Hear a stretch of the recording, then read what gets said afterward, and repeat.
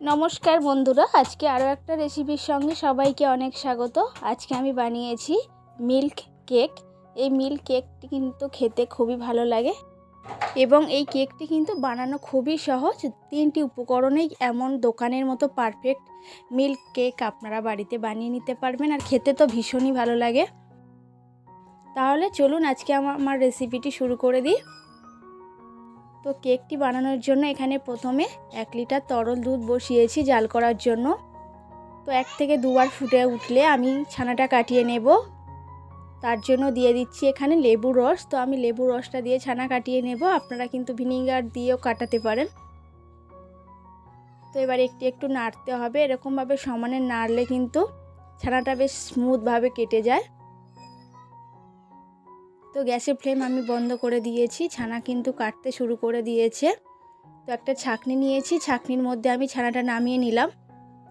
তো লেবুর রসটা যাতে ভালো কোনো গন্ধ না থাকে তার জন্য একটু ঠান্ডা জল দিয়ে ভালোভাবে ধুয়ে নিতে হবে।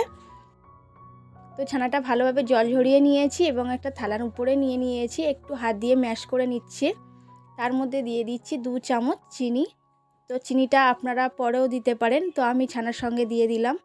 দিয়ে একটু হাত দিয়ে চটকে মাখিয়ে নিতে হবে। এবার এখানে বসিয়েছি 1 কাপ দুধ, মানে 250 গ্রাম দুধ। তো দুধের মধ্যে কিন্তু ওই ছানার মিশ্রণটা দিয়ে দিলাম, দিয়ে এরকম সমান এক রকমভাবে নাড়তে হবে। দিয়ে দিচ্ছি 2টো এলাচ থেতো করা।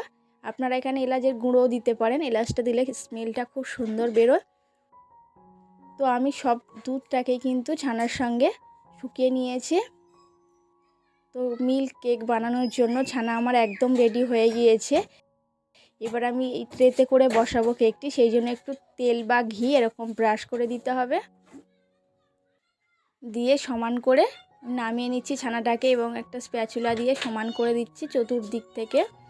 দেওয়ার পরে এটা আধ ঘন্টার জন্য ফ্রিজে রেখে দিতে পারেন সেট হওয়ার জন্য, ভালোভাবে কিন্তু সেট হয়ে যাবে।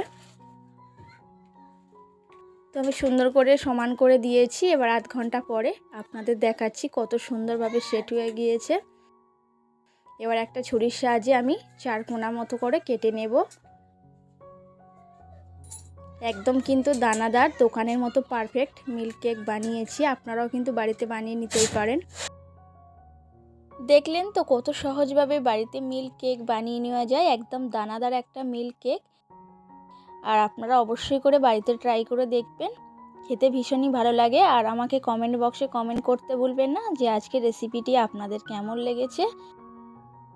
আর যদি এই রেসিপিটি আপনাদের ভালো লাগে প্লিজ একটা লাইক দিয়ে দেবেন এবং বন্ধু বান্ধবদের সাথে অনেক করে শেয়ার করবেন।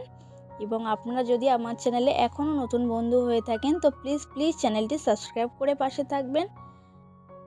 দেখা হচ্ছে আগামীকাল নতুন আরও একটা রেসিপির সঙ্গে।